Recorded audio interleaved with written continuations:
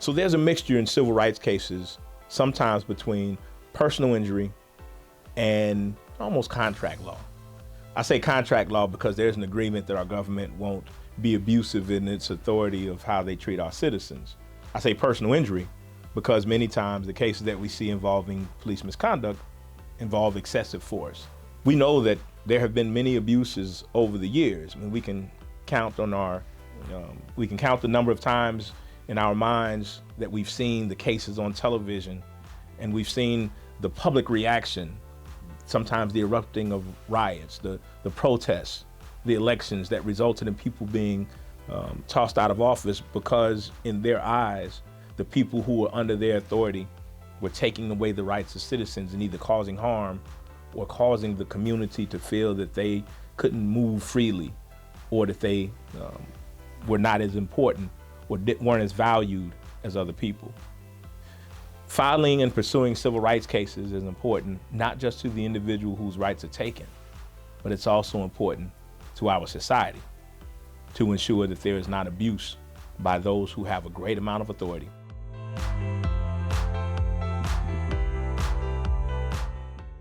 It's always good to ask the question of an experienced lawyer.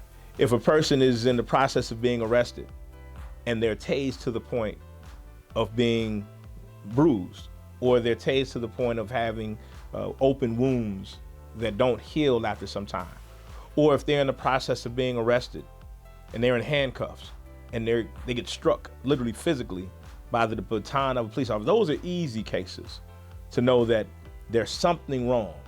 A person may not know the full details of what rights of theirs were violated, but there's a guttural feeling that most of us have when something is not right. And that something is not right feeling could be a violation of one's civil rights. And the only way to ensure that there's a proper assessment of whether or not that happened is to contact the Cochran firm and let us take a look at what it is that you're complaining about.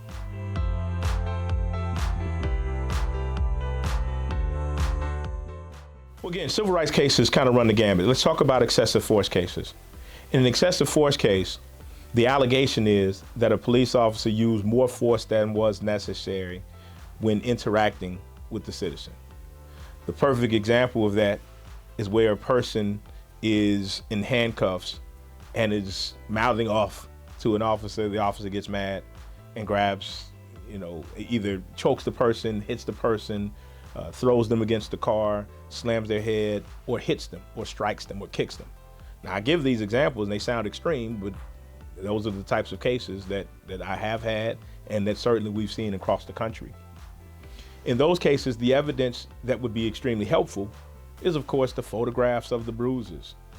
At some point, it's very likely that because there is a use of force, most police agencies require their officers to fill out what's called a use of force report anytime any force is used during the effecting of an arrest. Now, we also do know that there are times when, in an effort to cover up the wrongdoing, there's information that's not provided or certain reports that are not filled out.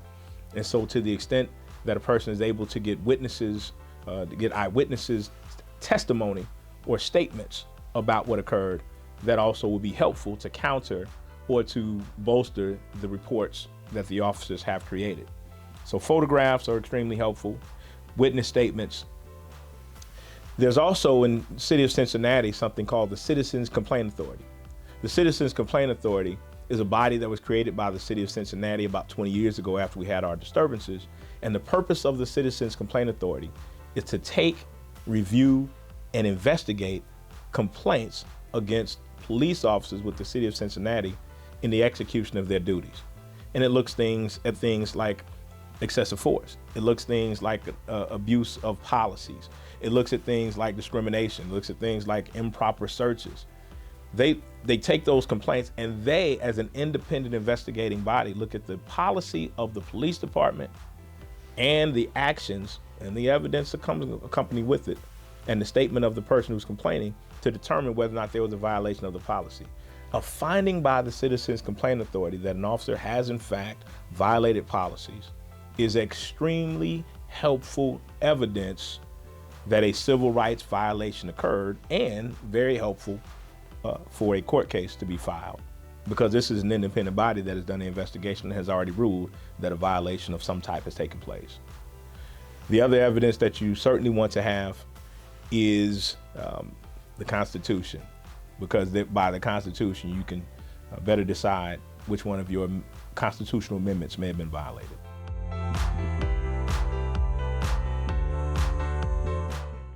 The statute of limitations in Ohio for civil rights claims is generally 2 years. There is no specific statute for civil rights cases, and so there's an accompanying civil rights claim to go with a wrongful death, to go with an assault. But most civil rights cases fall under the general state's statute of limitation for the accompanying complaint. So if it's wrongful death, in Ohio, there's a 2-year statute of limitations for wrongful death. And so if the claim is that an officer or a public official took the life of another person in violation of civil rights, it would go along with the 2-year statute of limitation for wrongful death as a violation of their civil rights.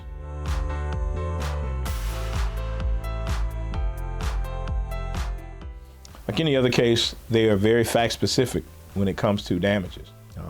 We've seen in some cases where the taking of a life under some conditions that are certainly violative of the person's rights can lead to awards in the tens of millions of dollars, as we've seen nationally. So it can go from a few $1,000s to an unlimited amount based on the injury.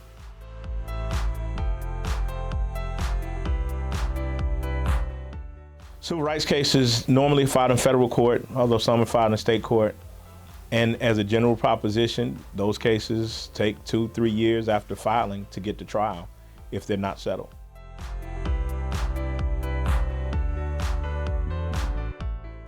Across the nation, the Cochran firm has successfully advocated on behalf of people whose rights were violated in the prison systems, being stopped by, even killed by police. In fact, our founder, Johnny Cochran, had one of the biggest cases in California of a person who was killed by police 35, 40 years ago. And it was really what he prided himself on when he started this firm as we expanded nationally.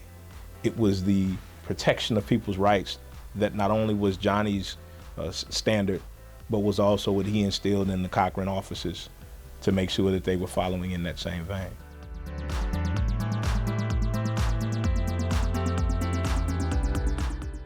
The attorney's role, and there are not that many lawyers that practice civil rights because it is different. It is somewhat specialized. It's not formally specialized, but it does take some understanding of federal court navigating, as well as how one can override some of the protections that law enforcement and public officials have in place by statute and also by case law.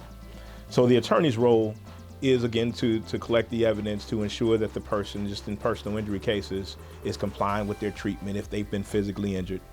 The role of the attorney is to communicate with the public agency or the public body, subdivision, city, county, state, that actually is the responsible party for whoever caused injury, and if necessary, to file suit and to advocate in court, to file motions, and to ensure that the person is properly compensated.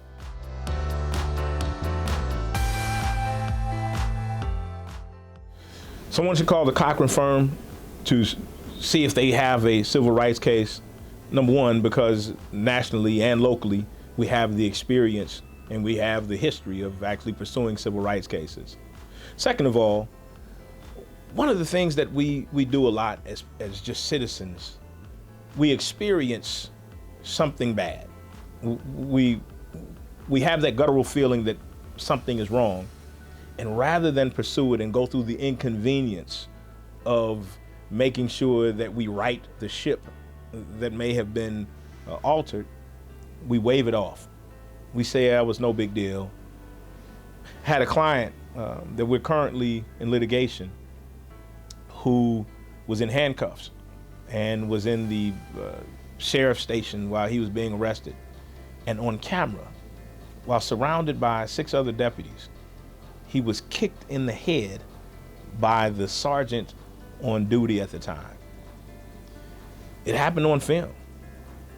And our client, fortunately, reached out to the Cochran firm, and we've been pursuing this case. We got that sergeant terminated immediately, and now we're seeking to recover compensation on his behalf. But if he had just ignored it and said, it's just me here in jail, it happens, it's no big deal, then that deputy wouldn't have gotten the appropriate punishment of being terminated. And more importantly, others who may be in our client's position later may have been disinclined to resist the anger or the force meted out on them if they didn't see him pursue to protect his own rights.